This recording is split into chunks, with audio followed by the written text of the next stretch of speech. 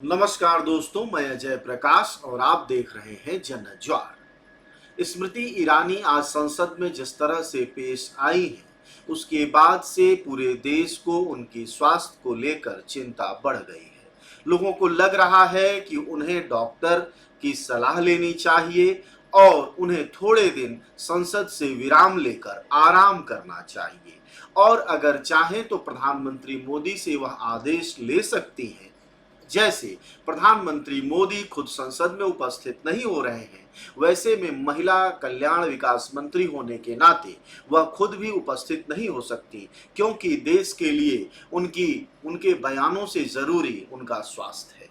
आज जिस तरह से स्मृति ईरानी एक महिला सांसद के सिर्फ एक सवाल पर कि आप महिला विकास मंत्री हैं, महिलाओं के अच्छे बुरे के लिए आपका मंत्रालय और आप खुद जिम्मेदार हैं, तो आप मणिपुर पर 80 दिन से ज़्यादा बीत जाने के बावजूद क्यों नहीं बोल रही हैं, उस पर उन्होंने जिस तरह का तेवर दिखाया है पूरे देश ने देखा है। एक बार आवाज़ आप सुनिए।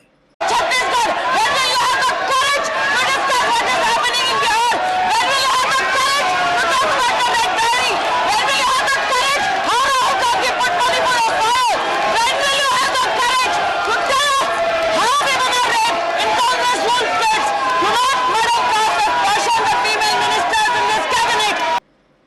आप सुन पाए इस आवाज को? क्या आपको कुछ सुनाई दिया? कान में पूरा माइक फट रहा है, माइक से चोंची की आवाज आ रही है। जरा सोचिए कि किस कदर पूरे आसपास के लोग घबरा गए होंगे। वैसे भी सांसद जो चुन कर जाते हैं वो बड़े घरों के लोग होते हैं, उनको इतना चिल्लम चिल्ली सुनने की आदत नहीं है। और कोरोना के बाद तो गले मिलने के दौरान लोग मर जा रहे हैं, डांस करने के दौरान मर जा रहे हैं, जो लोग खुशियां बांटते उनकी मौतें हो जा रही हैं। तो यहाँ तो मणिपुर को लेकर इतना तनाव है स्मृति ईरानी को। ऐसे में उनको सभी चाहने वालों को सलाह देनी चाहिए कि स्मृति ईरानी जी, जैसे आप 77 दिन प्रधानमंत्री मोदी के ट्वीट को रीट्वीट करना ही अपना मंत्रालय का कर्तव्य समझती रही हैं, वैसे ही आप अगले भी दिनों तक प्रधानमंत्री मोदी राजस्थान रैली करें, वह किसी चीज़ की उद्घाटन करें, कुछ बोलें, मन की बात करें, किसी चीज़ की बात करें, आप उसको रिट्वीट करते रहिए, इसी को मंत्रालय मान लिया जाएगा। लेकिन इस तरह से स्वास्थ्य लाभ की जो स्थितियां हैं वह बहुत बुरी है।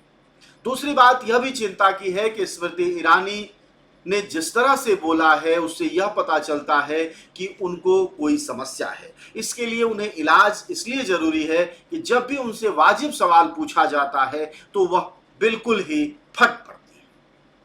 जैसे आज का जो सवाल था, बिल्कुल ऐसा नहीं था कि वित्त मंत्री का सवाल पूछ दिया गया कि साहब टमाटर क्यों इतना महंगा है, या पेट्रोलियम मंत्री का सवाल था कि पेट्रोल क्यों इतना महंगा हो रहा है, या फिर अमित शाह का सवाल था कि साहब देश की सुरक्षा व्यवस्था का यह बुरा हाल क्यों है, न यह राजनाथ सिंह का प्रश्न था कि भाई चीन कैसे घुसे चला आ रहा है।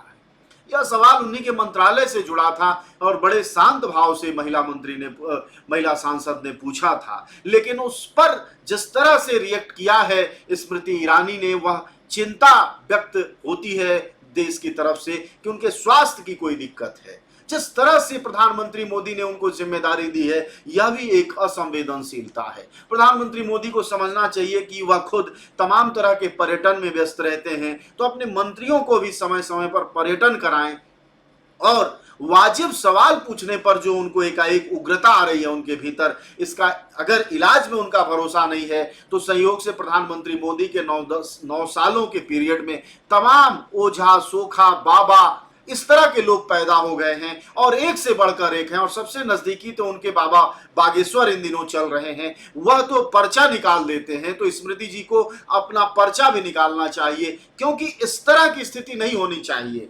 दूसरा यह सवाल भी तमाम, अगर डॉक्टरी इलाज संभव है तो, नहीं तो बाबा ओझा सोखा से कि साहब राहुल गांधी को लेकर क्या समस्या है उनके मन में।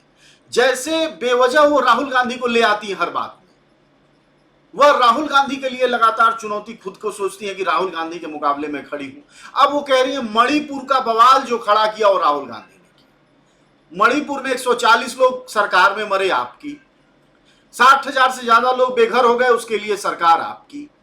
वहां जो है आतंकवाद का नया ठिकाना आपने खोल दिया, नए नर्सरी पैदा कर दी, उसकी जिम्मेदार सरकार आपकी। वो राहुल गांधी का क्या लेना देना इससे? इसलिए इन सब चीजों में लॉजिक की इतनी जरूरत नहीं है। अब तो सीधा मामला यह है कि हमारे देश की, चूंकि आप मंत्री हैं, सम्मानित हैं, आपको देश की जरूरत है, तो हम सब चाहते हैं कि आप सबसे पहले इलाज के लिए कहीं जाएं, क्योंकि जिस तरह से आप चिल्ला रहे हैं, आप देखिए कोरोना के बाद से जो लोग नाच रहे हैं, गा रहे हैं, जो लोग व्यंग करते हैं, जो लोग मजाक करते हैं, वो लोग मर जा रहे हैं। इसलिए इस तरह की चिल्लम चिल्ली की हालत में बहुत ही, मतलब कहूं कि एक संदेहास्पद स्थिति है कि कभी भी कुछ भी घटित हो सकता है।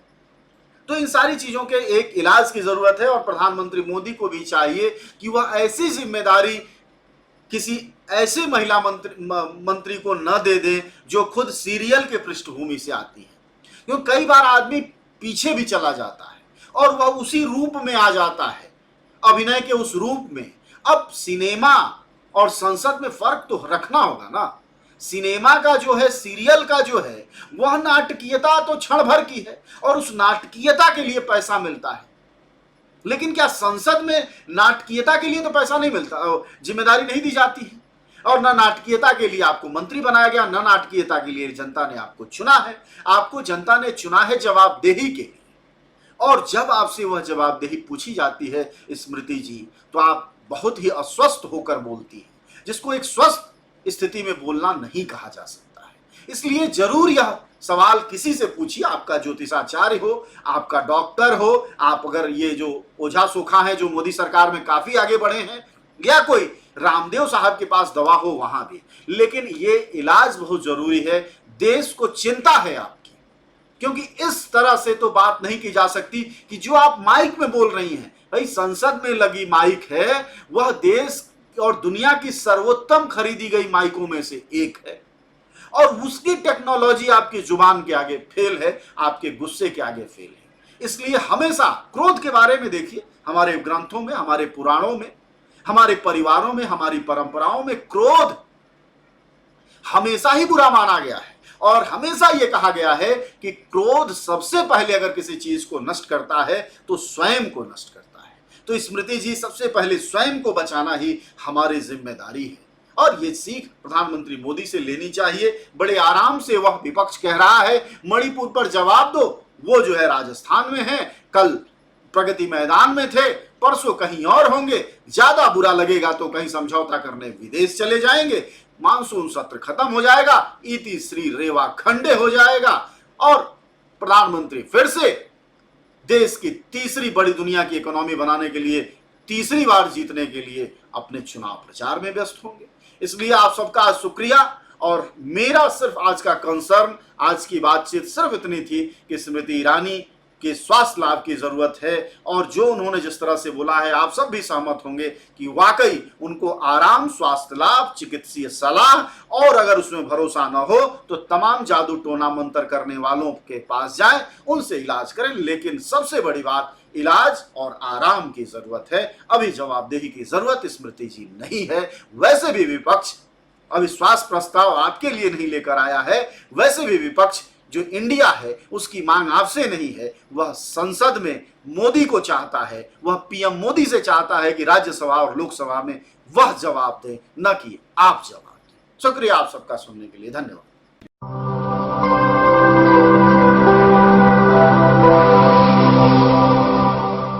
जन ज्वार, जनता की मीडिया।